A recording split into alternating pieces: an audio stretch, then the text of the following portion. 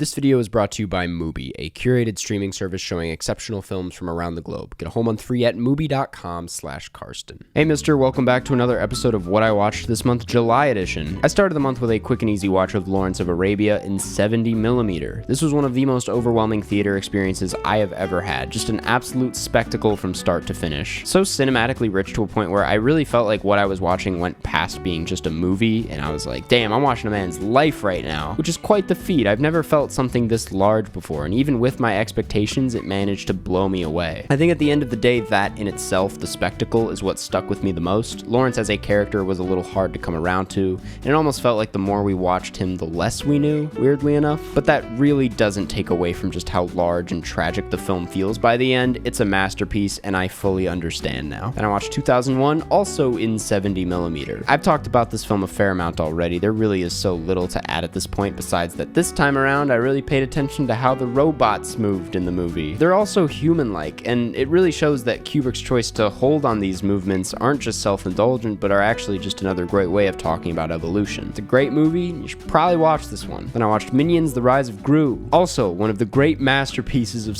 I'm kidding. Also talked about this one in a video recently, and I'm ashamed to say I did not hate this experience. I even had a little bit of fun watching this, and maybe the Minions aren't the worst thing in the world. Then I watched a midnight screening of Ghost in the Shell. Alright guys, I'm gonna put this all out there. This is gonna take a lot out of me, but I didn't understand this movie. It was a midnight screening, I was tired, my brain was mush, and I simply did not have the brain capacity to put this thing together. I thought the animation and the world building was just stunning. There's one shot in here that I think they reference in After Yang, which I guess is fun, but I really need to rewatch this one because I truly do not know what happened, and I have nothing to offer. Then I watched Marcel the Shell with Shoes On. This, on the other hand, understood everything. I fell in love with this movie immediately. Marcel is just so undeniably adorable. The tone of the film is so soft and warm. It rides just a great balance of being cozy and easygoing while still being just so honest and real with what it's saying. I mean, I can't believe this movie about a shell with shoes on is one of the best I've seen about loneliness and fame. The animation is stunning and such a technical feat. I love watching a movie and wondering how the actual hell they did certain things. I loved this a lot. It scratched all the right itches, and I have no notes. And I watched Collateral. I can't believe it took this new Top Gun for me to see what everyone else sees in Tom Cruise. I mean, Jamie Foxx is amazing, but there's something about Tom that you just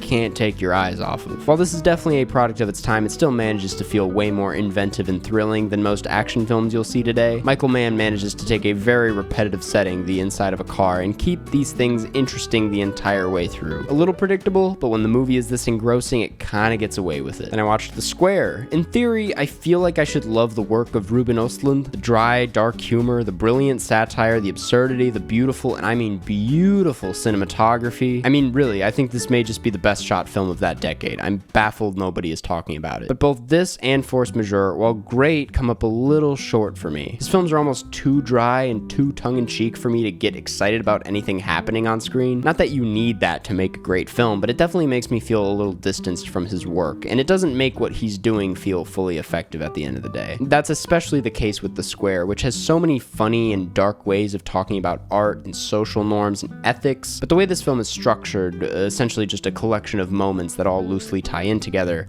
makes me feel very disconnected from it all. But at the same time, I kind of love the way it's structured. It's really funny and cool. Mixed feelings, but I'm excited for his new one. Then I watched MASH. Speaking of mixed feelings, as you guys know, I love Altman. His style and his characters will always lock me in completely, but this was a tough one. I have not seen a film this racist and this misogynistic in a long time. And while I do think this is an incredibly effective film when it comes to depicting the US military, so much of the misogyny is played for laughs, and you're definitely supposed to like these guys and think of them as a couple of goofballs. I don't know. I'm not really clued into what Altman aimed to do with this film. On one hand, it works, and on one hand, it absolutely doesn't. I think it's his worst film, that's all I have to say. Then I watched Thor: Love and Thunder, and I hated it. I already forgot I watched this one. I don't often regret watching movies, even bad ones, but I probably could have skipped this one. Then I watched Hustle. You know, I went in with low expectations, mostly trying to just cross this one off the list as someone who likes what Sandler is doing, but I was pleasantly surprised. I don't even care about basketball or any sports movie for that matter, but this was just kind of fun. I believed in this coach-player relationship. Both performances were way better than they had any right to be. The cinematography, same deal. It's not the best thing in the world, probably not going to leave a lasting impact on me,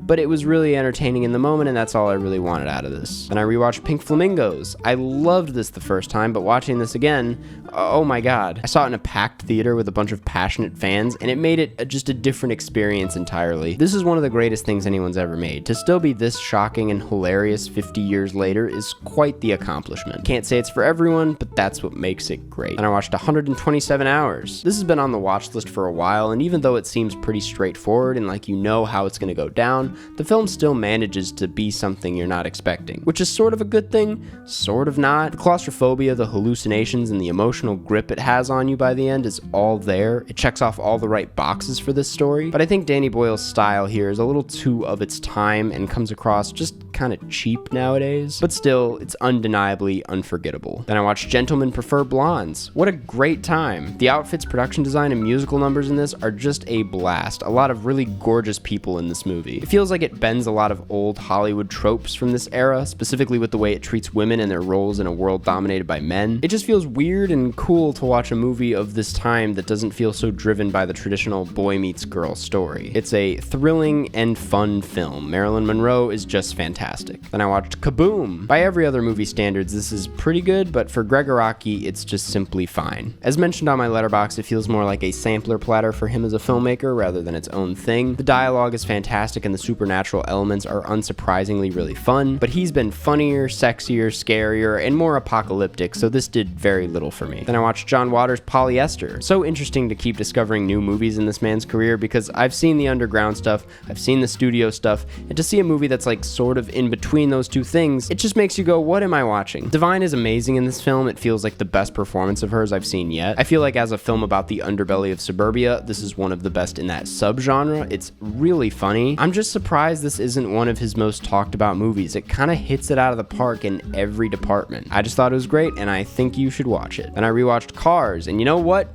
I think we've been too hard on Cars. Cars is a perfectly fine film, and rewatching it in its entirety made me kind of appreciate that. I do think you can pick apart the film's plot holes and question where cars get money and what's inside the car and who made the cars, but at the end of the day, it's just a fun animated film about a car who learns what real family is. The animation is pretty good for its time, the voice acting is great, and it's really just harmless. The sequels, on the other hand, still suck ass, but this one's pretty good. Then I watched Nope. Once again, talked about this pretty heavily in its own video. I do think this is the best movie of the year so far. I have a lot to say as far as theories and my own analysis of this movie that you can listen to on the next episode of my podcast. But for now, for those who haven't seen it yet, I'm gonna say please do go see this, as it has some of the best performances, cinematography, sound design, and direction of the year. It's one of the most unique and best executed scripts I've seen in a while, and I think it is very special, and yeah. And I rewatched Robocop. Don't think I picked up on the satire as well as I should have the first time I watched this, but on a rewatch, this is hilarious and kind of a brilliant movie about police that also manages to be a blast. Definitely deserves classic status. I'm so sorry I didn't fully appreciate it the first time. Then I finished the month with Parallel Mothers. Pedro Almodovar, you are one crazy bitch. Even though this does feel like a bit of a soap opera at times, and like you see most of the plot points coming, when they do come, it still hits you like a truck.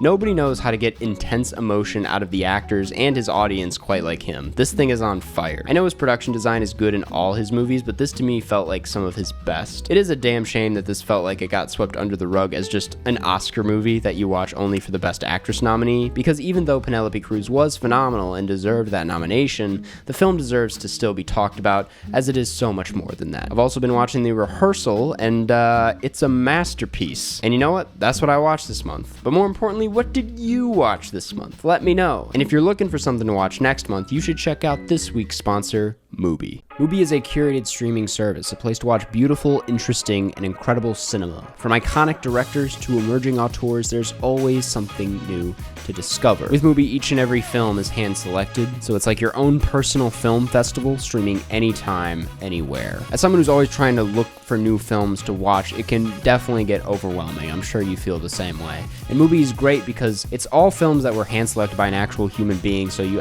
kind of trust the place where this film is coming from. You know someone thought it was good, so you know, you're in good hands. But the best part is that you can try Mubi free for 30 days at Mubi.com/Karsten. That's MUBI.com/Karsten for a whole month of amazing cinema for free.